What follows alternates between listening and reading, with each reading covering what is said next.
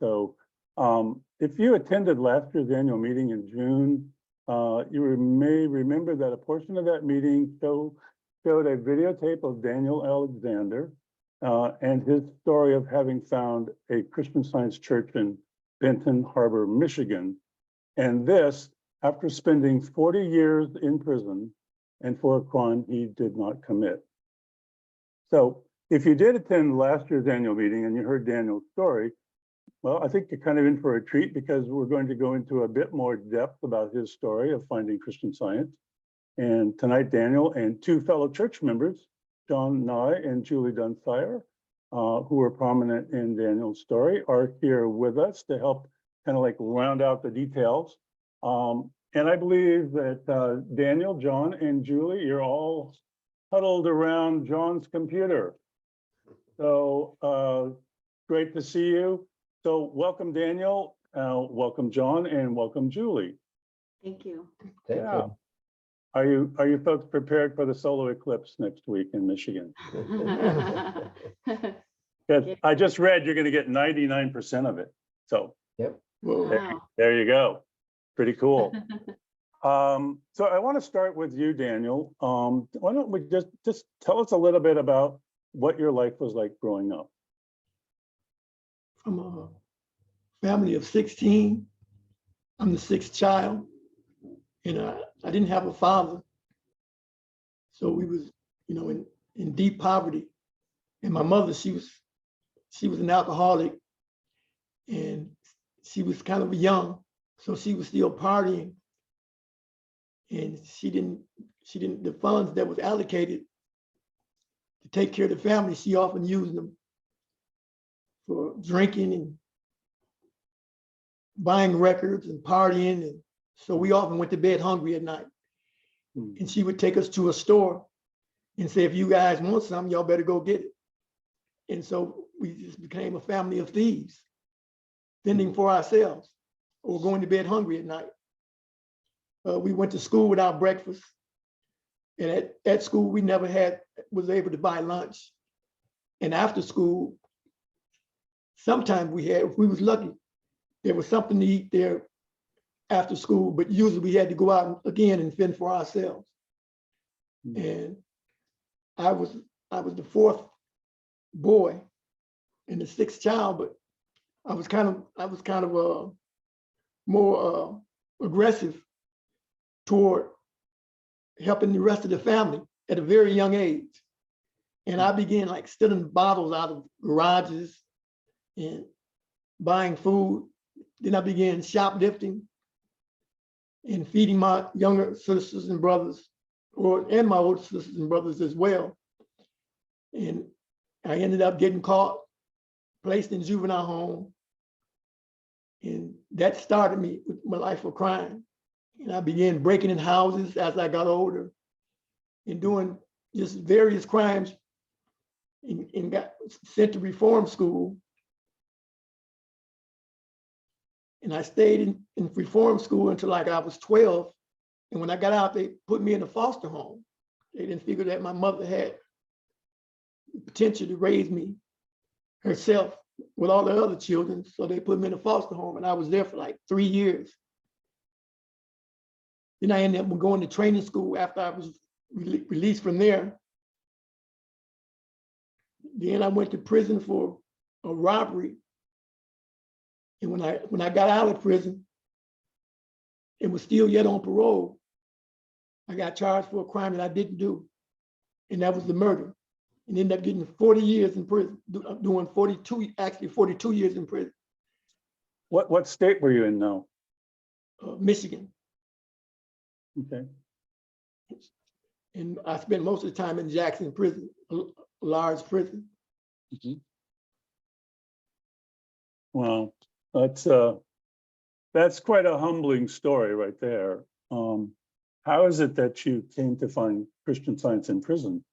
And what were your first thoughts about it? Well, when I initially went, it was to get out of my cell. That was the only reason. It was the hour to get out of your cell. But I remember the lady. She was different from going into a church and having a preacher stand there.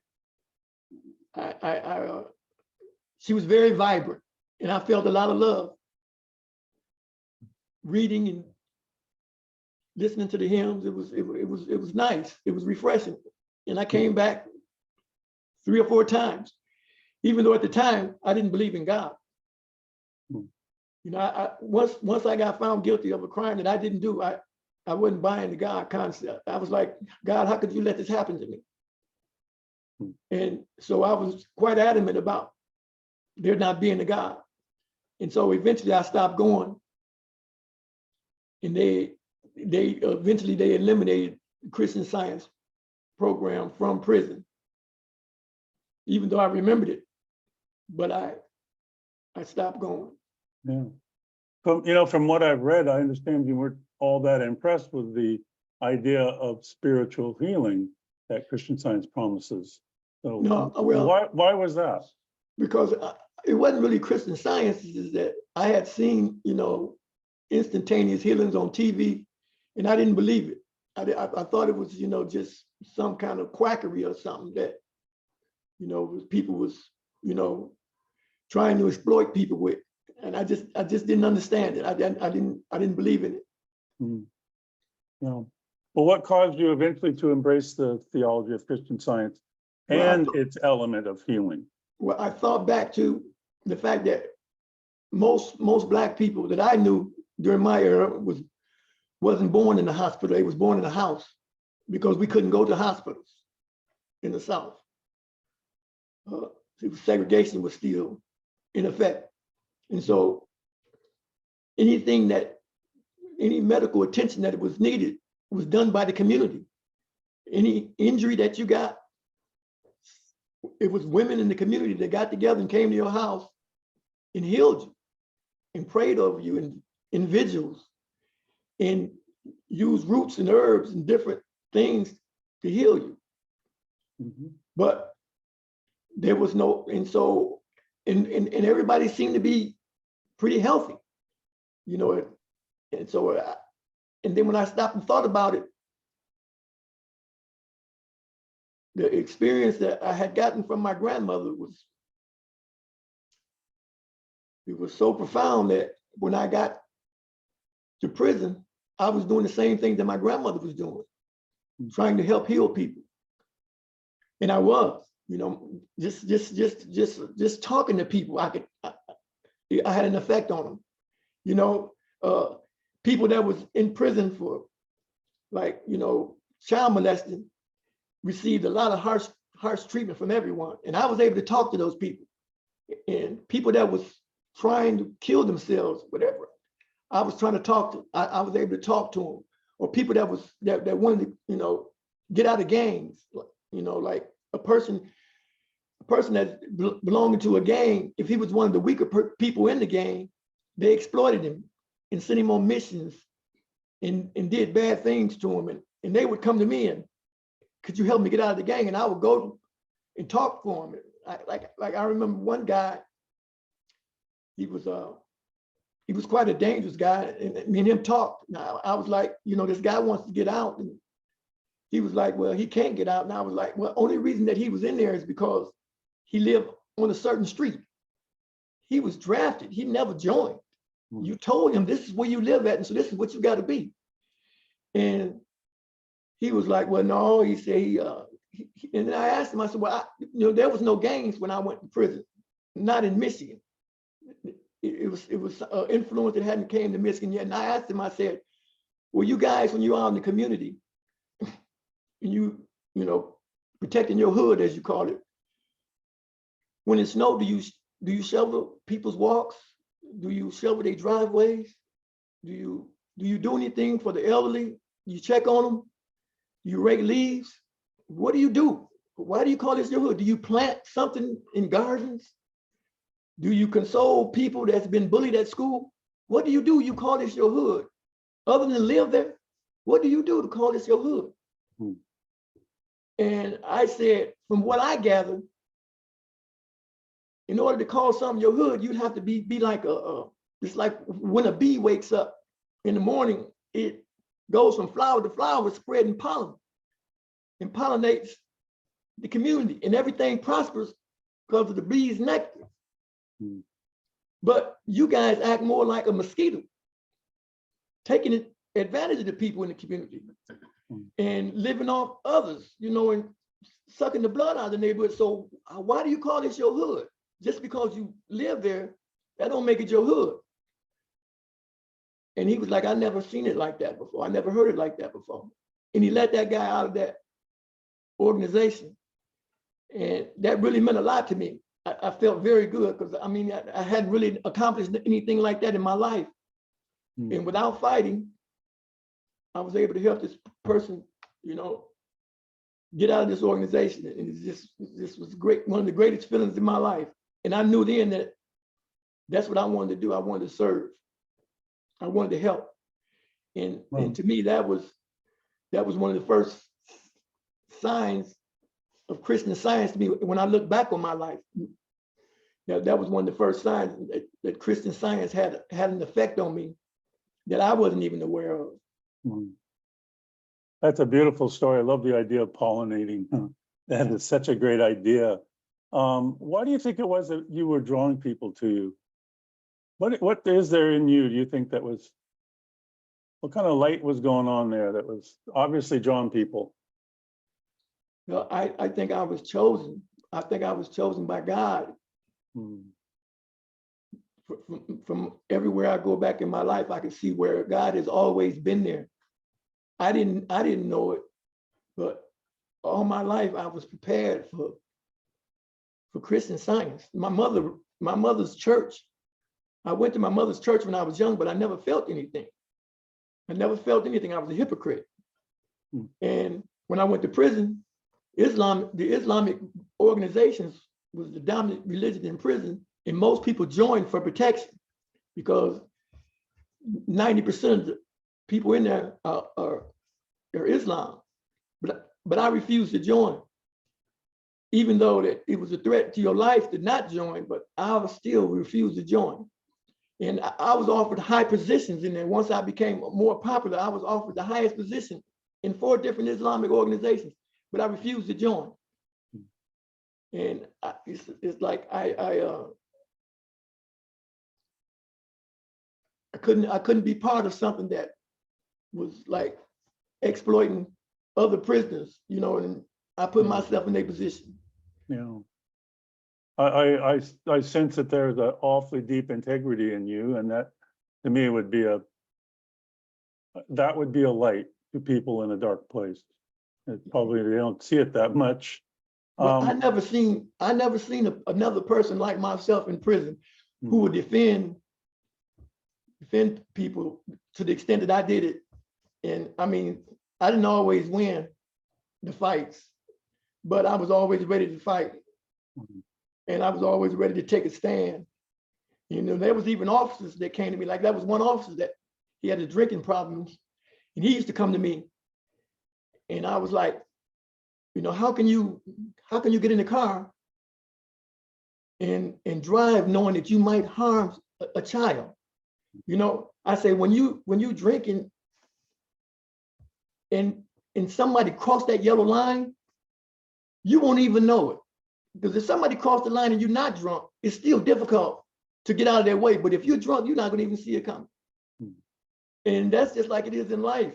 You just like in the car, driving drunk, and you're not going to be able to see things coming because, you know, your whole perception and your reactions is lowered and diminished when you're under the influence of alcohol. And I was able to get him to see my point of view, and he got off alcohol. And that was, to me, that was the greatest healing that I had accomplished, because and everybody knew that when he came in, he was drunk, but he sobered up, and I was able to help him, and it was just a great moment for me. I'm going to correct you. I'm going to say God helped him through you. That's right. God used me to help him. But tell us about how you discovered that there was a Christian Science church that was near where you were after your release, and then what attracted you to the church?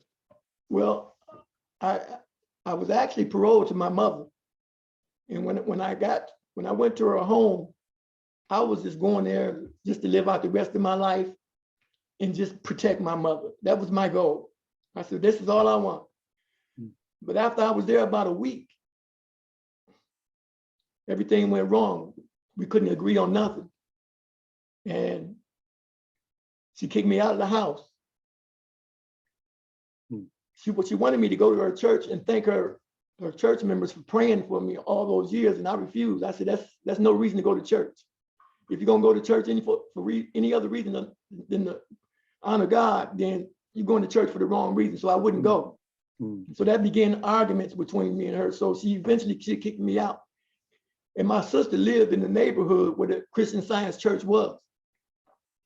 So one day I happened to be going to this halfway house to talk to these other people that was, having problems, mental issues. And,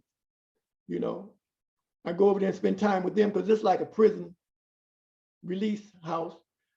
And I seen the Christian Science Church and I was like, wow, it reminded me of Mary Baker Eddy. And I was like, I felt so strong about coming into this church that it was just overwhelming. And I didn't want to come. I didn't feel like I wanted to come for me. I figured that I wanted to come because the church was calling me. The church summoned me. It was like the church summoned me. Because at the time I didn't really feel as though I needed anything. I was confident, I believed in myself, but I believe that the church needed me. I believe that Christian Science needed me. I did. I just felt as though that I would make a difference. Wow, that's amazing. I'm gonna turn to those right next to you, Julie and John. What were your first impressions upon seeing Daniel at your church? Well, It doesn't matter. Either of you can go. I think, well, the first Sunday that Daniel came in, John, I believe, was out of town. I was out of town. And so I was ushering. And when I got to church, one of the members told me that a man had shown up about an hour before the service and was sitting front and center as the first and second readers were preparing for the service. And I had been really, as an usher, I had been really praying to know that no one was really outside of that divine influence of love. I was thinking about just embracing the community in my prayers that morning. And so when I realized that Daniel was there, I went and I said hello and greeted him. And then, the church service went along, and then it ended. And then, Daniel continued to come. I realized when I met him that it seemed as though he might have had a hard life. I don't know if he was, he wasn't really standing completely straight when he walked in. But anyway, we all welcomed him. And then the following Sunday, I was not there, and there were some other people that were missing as well. And So yes, I was there the second Sunday that he came, that Daniel came, and I was actually ushering that day. And I'd been told that he'd been there the week before, and he'd also walked into our reading room. And so after the service, I went right away to meet him. And we had a good greeting. He stayed sitting in his seat, and I stood in the pew in front, looking backward at him, and engaged him in conversation. And so I was curious when I found out that he lived in the area in Benton Harbor. I said, "Oh, what kind of work do you do?" And he said, "Maintenance type work." And I said, "Do you work for a company here? And he said, not presently. And as we continued to talk, I sensed there was a need that employment would be an important thing. And so I said to him, I'm head of House and Grounds. I'm coming to the church tomorrow it was in the fall and a lot of leaves were coming down. So I said, I'm going to be doing a lot of cleaning up. I would be glad if you had time, if you would help me, and I would pay you $15 an hour for your work. And he said, well, I'd like to do that. So we met the next day at 9 o'clock in the morning, I think it was. And we began work, and I work hard and I don't take breaks. And we worked hard for 3 hours. And I could tell Daniel was feeling it a bit. And I said, well, let's stop for lunch, and I have things to do this afternoon. And why don't we take this up again tomorrow? And so I paid him, and we agreed to meet again the next morning, I think at 9 o'clock. When I got there at 9 o'clock, the work that was left to be done was all finished. And I said, Daniel, did you do this work? He said, yes. I said, well, what time did you come? He said, oh, about daylight. And that was 5 o'clock in the morning. And so by 9 o'clock, he had all the work done. And so I said, Daniel, I've got a lot of work at my place. Can you come and help me tomorrow?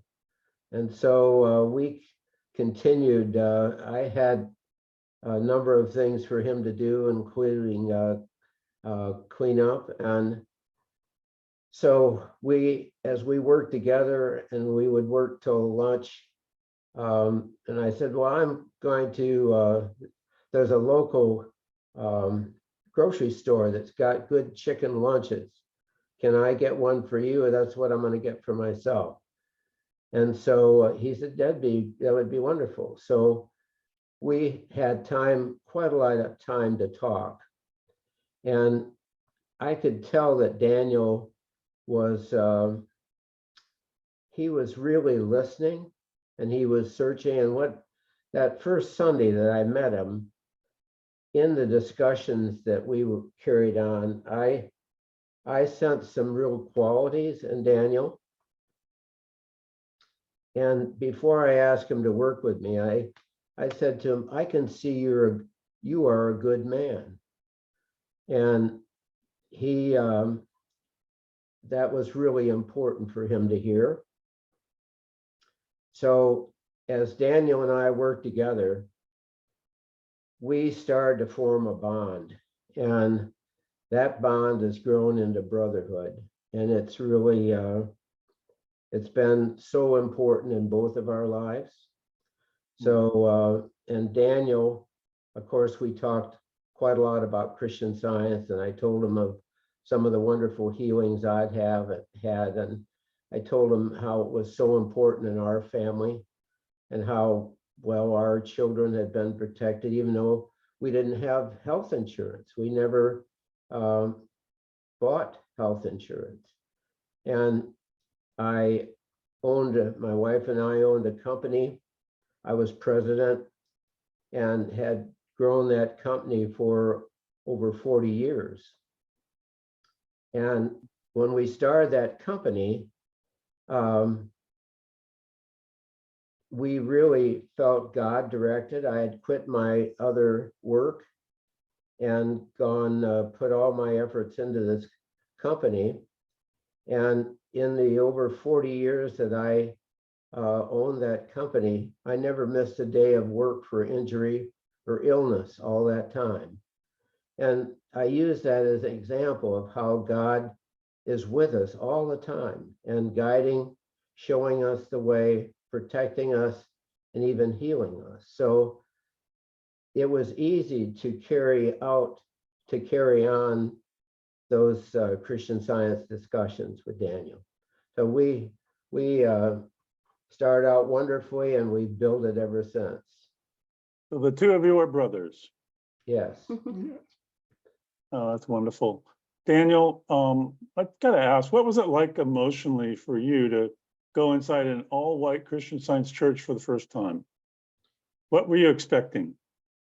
I was expecting, well, the pandemic was going, and there was a different, protests going around the country at the time because of, politics, and students was, marching different cities and college campuses and stuff.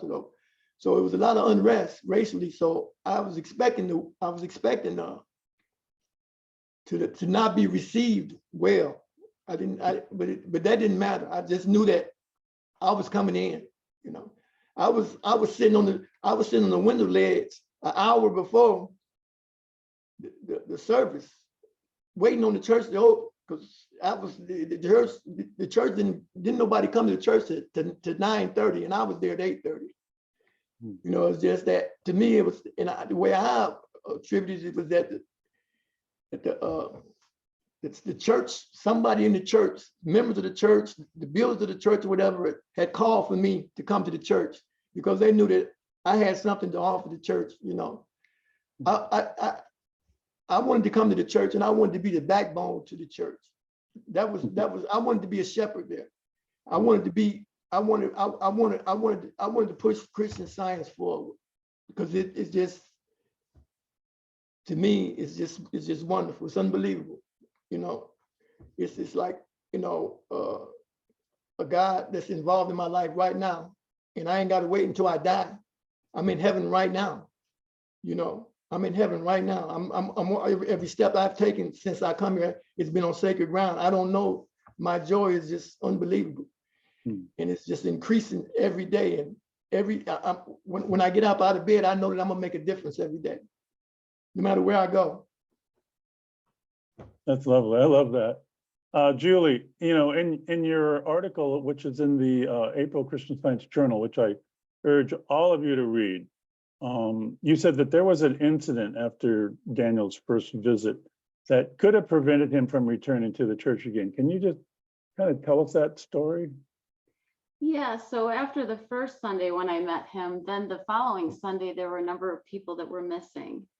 And so the second Sunday, or the third Sunday when I came back, John approached me, and he happened to mention to me that he had met Daniel and talked to him. And Daniel got the impression that we didn't want him there. And because people were missing, he thought that, he wasn't welcome. And when we realized that, we were really heartbroken. Everyone felt horrible. And so we did reassure him that that was not the case at all, that we wanted him there. And, the thing that was the most amazing thing about it, I don't even think the article really captures what has gone on, the growth that's taken place, and the love that's been there. Because it wasn't just John and I, it was every single member of the church that embraced him. And each one, I would come in the morning, and I would always find like a huddle of the men, John and Daniel and another guy, Dave. They'd all be sitting there sharing Christian Science or talking. And there were just so many examples with church members where they included him and they all embraced him. And to me, that was just the most moving thing about church, was to see just that, to see church in action, to see that love being expressed, not just by one or two of us, but by absolutely everybody. Mm-hmm. Oh, it's terrific. Well, let me just add, when I was talking to Daniel that first Sunday that I met him, and I was telling him how important God is in our lives, and how we feel God's love and that part. And he turned to me then and he said, last Sunday when I came, there were a number of ladies that came and talked to me. And none of them are here this morning. He said, are they not here because I'm here? And so it was my heart that dropped first, because I said, no, Daniel, there's no connection whatsoever. But I could tell that he was a thoughtful man. And it was after that, and after he was inquisitive. He was thoughtful in the words that he spoke. And that's why I told him that first Sunday, that I could see he was a good man. He was the openness, but the humility that he was showing, all of that, you can just tell it radiates out of a person. And so I had no idea that he had been in prison or anything of that sort, but I could tell from my short discussion with him that he was a person that was thoughtful and open, and that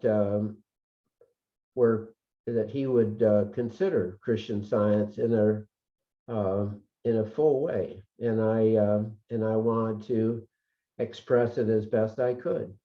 Yeah. You know, you said you didn't know he was incarcerated, but he was incarcerated for 40 some odd years, an awful long time of one's life. How might they, you know, there's a lot of challenges that go with that when people come out, as we know, working with angel teams. But what's the most important thing that you've learned in your relationship with Daniel? So let me just say that as I got to know Daniel, he's tall, and I said, I bet you were a good basketball player. And we talked about sports, and we talked about, I was trying to figure out what his hobbies were. Did he like to fish, or did he like to do, what did he really enjoy doing? And he couldn't tell me too much about it. I sensed that there was some reason that he couldn't tell me easily some of the questions that I asked. He actually told me he had been in prison much before he told anybody else. And I had already come to bond with Daniel, working together with him and talking about Christian Science and seeing the growth that he was making in his thought process and his attitude. You would ask Daniel, how are you today? And he would say, I'm wonderful, I'm marvelous, or whatever. And he didn't complain ever. When I asked him to do hard things, he didn't complain. He he worked hard all the time. And so anyway, when I found out, it actually didn't matter to me at that point. And when he said he was innocent of the crime that he went to jail for, I believed him. He also told me he had been involved in dishonest things, but he was a changed person, and I believed him in that as well. Yeah, and I think there were times where there were like discrepancies where we were like trying to figure out, if he had lived there so long, why he didn't know that the church was there. So there were times that, we were trying to figure that out, but it wasn't until he really revealed that, like on a Wednesday evening testimony meeting, that we had discovered that he had spent time in prison. And I think there were tears in everybody's eyes over that. That was just pretty big moment for all of us. So Daniel, you felt comfortable, obviously. Yeah, I feel more than comfortable. I felt like this is my family. This is my family. Like one day, Julie and I was talking, and she said, well, I got to get with my church family. And I was corrected her. I said, you got to get with your family. because I mean, I can't make no separation between blood relatives in my family, you know, and the community is my family. You know, when I was still in prison, and they start tearing statues down, I was kind of like disappointed that people was getting upset, because I'm like, how can somebody tear your statue down? Your statue is supposed to be built with love. It's not a material thing. So I was already thinking Christian Science thoughts, you know, even before I came out of prison. Before I came out of prison, I seen what that cat did to that dog in Bakersville, California, when the dog was trying to harm that little boy. And to me, that was another sign of Christian Science. That was a sign of love. That cat loved that little boy, and it showed you what love would do. You know, the power of love. And it was just, things like that impressed me. That was like in 2014. But when I seen situations like that, it always impressed me. And it's like the statue, General Lee, he was one of my heroes. I didn't care nothing about his stance on slavery or nothing. He said something that I would never forget. And he was like, you can never do too much for your duty. You can never do too much. You should hope to never do too less, but you can never do too much for your duty. And I thought that was just one of the greatest statements I've ever heard in my life, you know?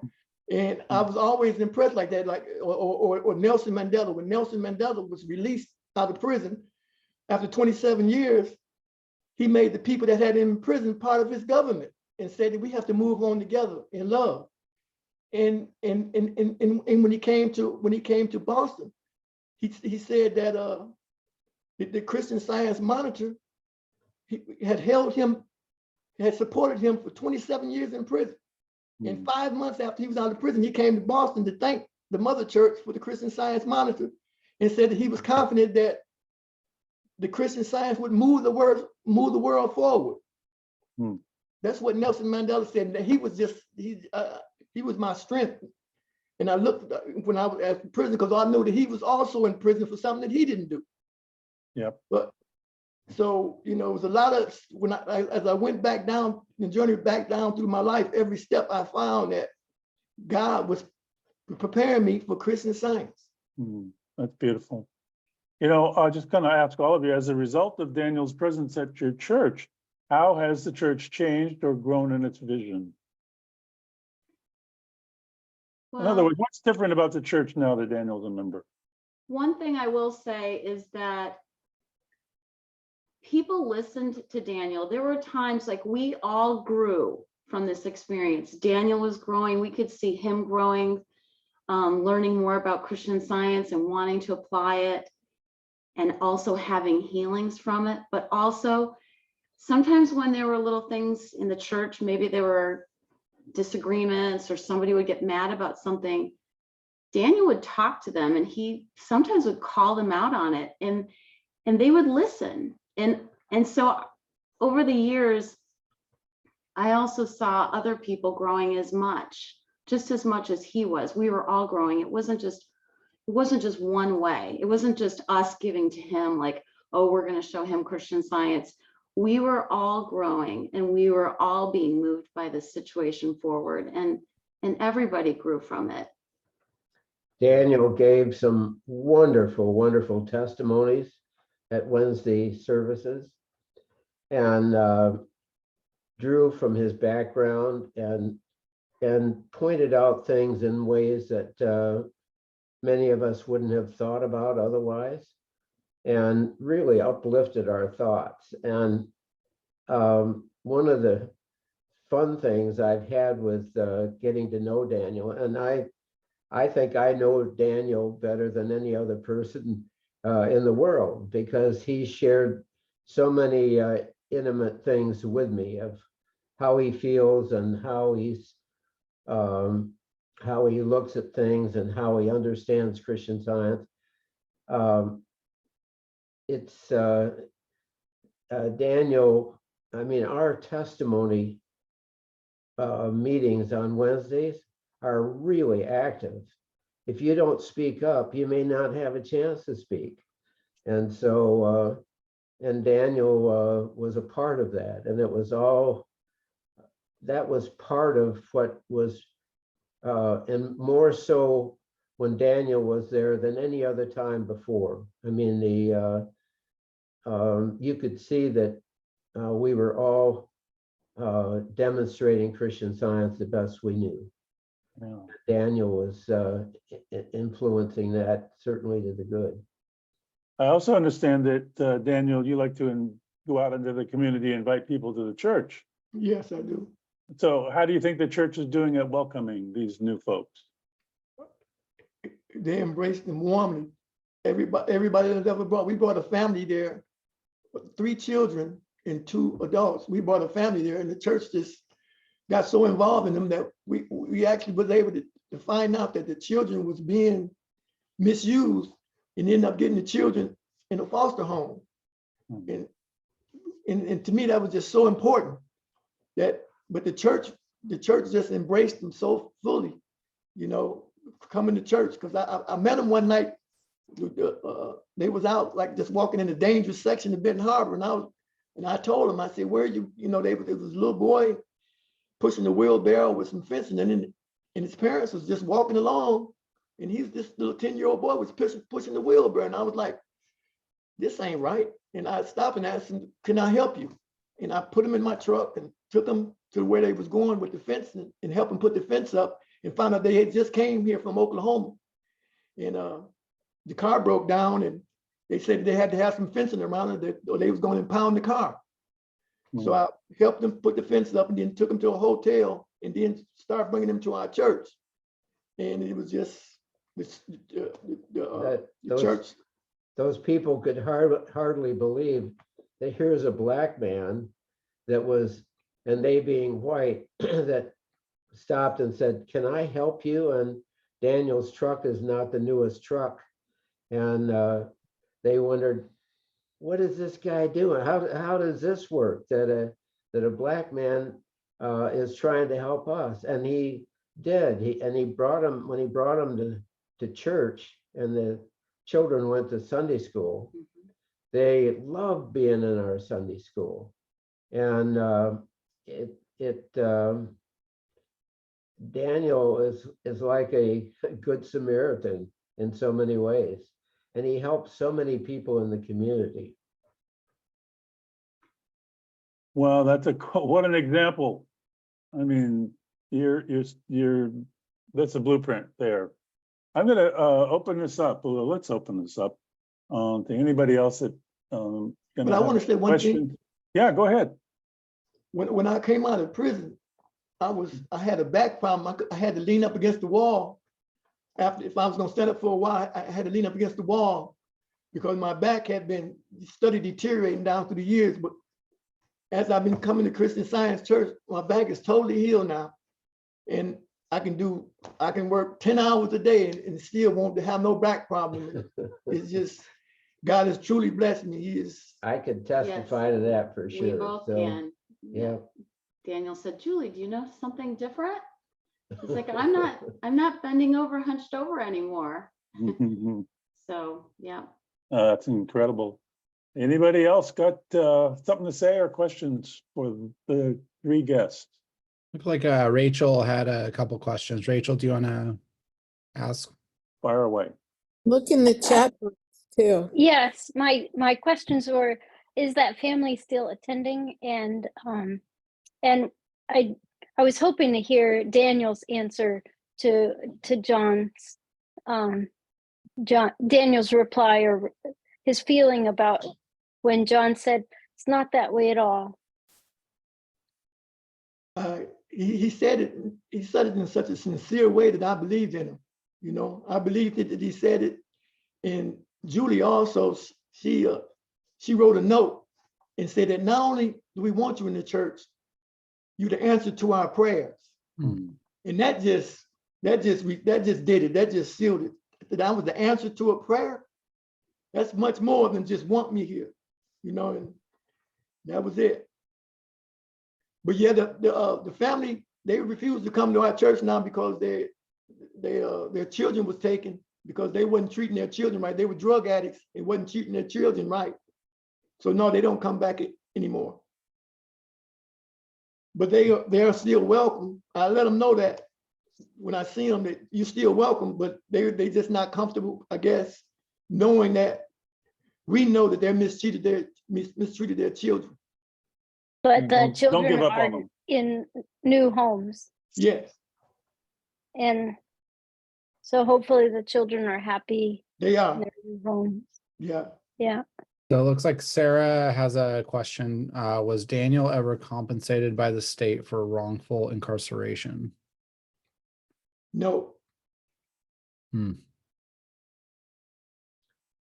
Daniel only has one more week of parole and then Yeah. he's finished. Yeah. Awesome. That is awesome news to hear. I'm grateful to hear that. It's one of our speakers at the conference is named Richard Miles, and a number of you heard our interview with him earlier this year.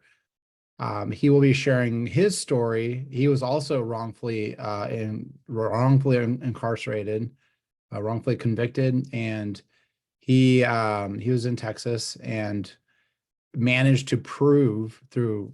It took about 10 years to actually prove his innocence, to the point where they passed a law named after him. And I mean, it's very, very difficult to do that when you're behind bars. But I know the blessings that you are bringing to those around you every day. I mean, that's it's evident. So Daniel also has been taking college courses. nice. He not only finished high school in prison, but he's been taking college courses and doing very well. What courses are you I taking? don't know if you've made the connection, but at annual meeting last year, Daniel and myself actually were featured in a video, and that was because Daniel was joining the Mother Church. And to join the Mother Church, you may know that the application has to be signed by a teacher of Christian Science. And the teacher that I knew was Rich Evans, who's chairman of the board of the Mother Church right now. And Rich was a member of our church, the Benton Harbor Church, as was his father, who was our teacher that we went through class instruction with. So I contacted Rich and told him about Daniel. I wrote about a 3-page letter of Daniel, and Rich read a testimony that Daniel had written and sent a team to come and take a video of us that was then used at the annual meeting. But all of Daniel's growth in Christian Science has become obvious to a lot of people, and not only strengthened our church, but now is in ways strengthening the movement. And so, Daniel, are you still taking classes currently? yes, Are you connected with Albert Baker Fund yet? no, I don't So think if you guys go to albertbakerfund.org, there's an application process, and they offer grants of a I think it's up to maybe $7,500 towards tuition. And one of the requirements now is that you be a member of the Mother Church, and that you can verify that and have a Christian Science reference. And if you have that, they have a bunch of other paperwork requirements, but there's a person there that will help walk you through the application process. So I definitely encourage you to do that if you're enrolled and would like, a little bit of a financial assistance towards that. So albertbakerfund.org. Remember Very that. good. Yeah. Do we have any other questions for Daniel tonight? I wanted to say thank you so much to the speakers. It was such a wonderful hour to spend together. And I wanted to share, when I first logged in, I posted a podcast. The series is called Where Are You From? The host is Rasul Berry. And this week he interviewed Jermaine Wilson, and let's see, it says, so he was in prison and then he became the mayor of Leavenworth, Kansas. Well, And it's a very good podcast. And so the link is, I posted it right around 6 p.m. If you scroll back, you'll be able to see that. Nice. Thank you. Thank you for that, for sharing that. Speaking of in the chat, I'm going to paste in again. The dates are May 3rd and 4th, 2024. So it's coming up in a month. Location, Dallas, Texas, and Zoom live stream. The title of the conference this year is Witnessing Character Transformation and Healing.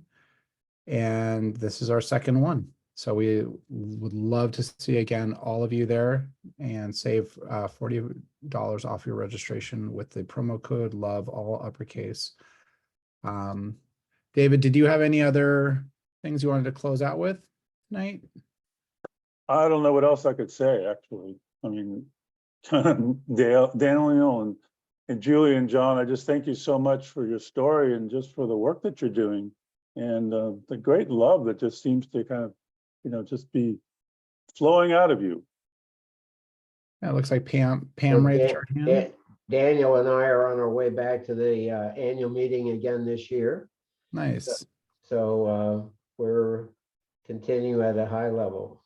Awesome. So it looks like we have a couple more hands up, Pam and then Pat. Look, I just want to say thank you, John. I know you from the Benton Harbor Church. My husband and I went there for a month several years ago, and it was one of the most welcoming churches anywhere. And when I saw you last year on annual meeting, I was just, yes, it was like, it made so much sense that you and Daniel got together at the Benton Harbor Church. Great. Yes. Thank you. Awesome. Yep, Pat? and I'm also from the Benton Harbor Church. So hi, John. So good to hear What about that? I wanted to know how to get a replay of this because I missed the first few minutes, and I'm also interested in the podcast that was mentioned. If I put it in the chat. If you're subscribed to the Embrace Fully mailing list, we'll be including a link to the replay as well as updating the Embrace Fully website with it. If you're not on the Embrace Fully mailing list yet, please go to embracefully.org/subscribe. Okay. And you can always cancel or unsubscribe at any time. If you subscribe, you'll get 2 main emails per month that will have a Zoom link to our interview series, just like this, as well as to our Angel Team meetings, and a reminder, usually the day of as well, for folks. So it's I need to subscribe to that because I got it through our clerk. Yeah. I didn't get it And directly. Pat, if you go to chat and click, I just posted the link for the Okay. podcast again. So if Thank you you. click on it now, then it will open up the page even while Zoom is on. Yeah. Okay, thank you. And David. Yes, before we say goodbye, I just, I'm sure everyone has something to say here. How could you not be moved by the time we have just shared? I feel privileged to be among everybody here and to listen to you, Daniel. What I was impressed by more than anything else is when you were all talking about growth, spiritual growth, and that came not from those in the church that are saying, well, let me explain to you what Christian Science is, but that you all grew together. And Daniel, you had a large part of inspiring that everyone grew together in their understanding and practice and testimony of Christian Science. So thank you very much. The Christian Science is dedicated to the reestablishing primitive Christianity, and that's kind of what I heard here, the essence of that. Thank you so very much. I just like to also throw out there, we heard about how awesome the Benton the Benton churches. I would just like everybody here who attends a church, or even if you don't attend a church, but maybe you're thinking about starting a group or something like that, just picture being interviewed in a similar conversation to this in a couple months or a year or two from now, and just think about what that would feel like for your group to have a similar type of experience, and how could you today begin planting seeds in your congregation, in your membership, in the fellowship that you have in the world to participate in this kind of activity. We've really come to understand that Embrace Fully isn't only just about welcoming people back out of prison. It's also about what happens while people are still behind those bars, because that transformation happens like beforehand. And if it hasn't happened when somebody comes out, they may still have some journey left to walk. And we've had some people that ended up going back because they hadn't quite grown in their own personal perspective. So it is an honor to hear your story, Daniel. I'm really glad that you were able to share it with us tonight. And thank you, David. And Sharon wants to say something. I thank you. I am overwhelmed and in awe of Daniel and John and Julie. It just validates something that I have thought deeply about for many years as a chaplain in the California State Prison, as well as the Los Angeles County jails. And it's this statement that Mary Baker Eddy makes in Science and Health. There is a divine influence ever present in human consciousness. And that influence, that divine influence, is part of every individual. And you are just validating that Christliness, that message of good, message of love, comes out so strongly.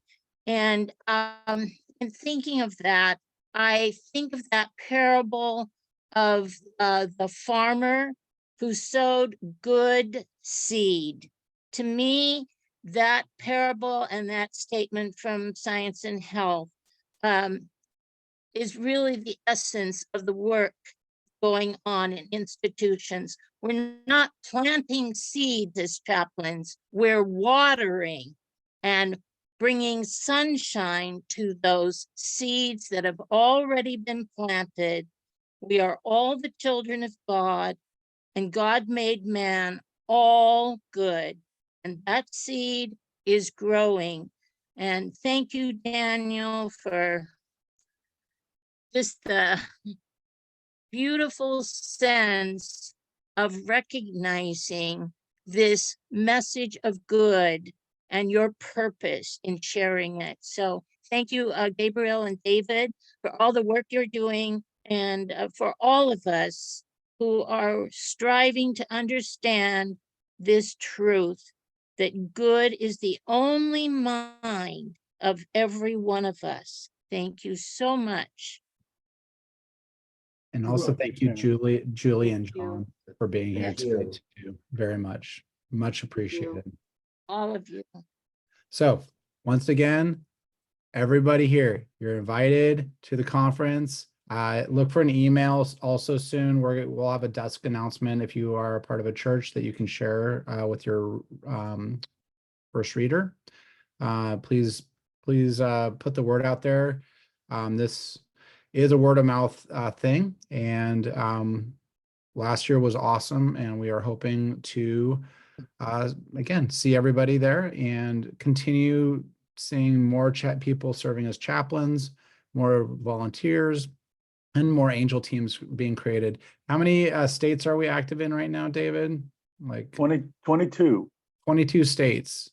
We've got more than 30 different angel teams that have been created to date, and we are hoping to expand that and grow that even further. So thank you everybody for being part of that journey. Again, embracefully.org/conference. Promo code is LOVE, all uppercase. And with that, why don't we wrap it up for tonight? We'll have one more interview in a month, the Thursday before the conference. David, do we line up who that was going to be?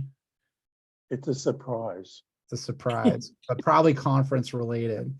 It might be an in-person. You're gonna like it. You'll Might be a like it. special in-person deal. Also, in 2 weeks from today, that will be August, or sorry, not August, April 18th. We will have our next Angel Team workshop meeting. So that'll be again Thursday, the 18th at 6 p.m. Pacific. Go ahead and mark your calendars. We would love to see you, especially if you haven't been to an Angel Team meeting before. We get into the nuts and bolts of how to start an Angel Team, helping people address various issues, and basically try to get better as a group at welcoming people back home when they come out. So thank you for being here, and blessings. Thank you. Thank you. Thank you. John and Thank you. Alexandra, Daniel. everybody. Thank you. Thank you. Thank you, Daniel. Bye. This was Bye. wonderful. Thank you, John and Julie. Thank you. Good night. Good night. Night. Thank you. Was Oh. that already? Thanks so much. Ready? Beautiful. What's she doing?